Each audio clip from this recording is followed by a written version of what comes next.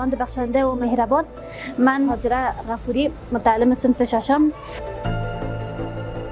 از تمام استادایم که دیدیم ازشان حاصل گرفتیم که یک استاد شدن بسیار یک کار خوب است و میخوایم که در آینده یک استاد شوم تا به وطن خود خدمت کنم.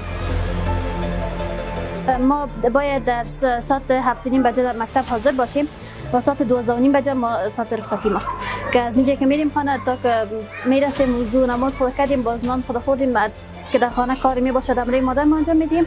بعد از کورس مدرسه که میریم اونجا که رفتیم، بعد از آمدیم باز درسای مکتب تکرار میکنیم. و در خانه با ما پدر ما و برادر کلان ما درسا رو تکرار میکنه.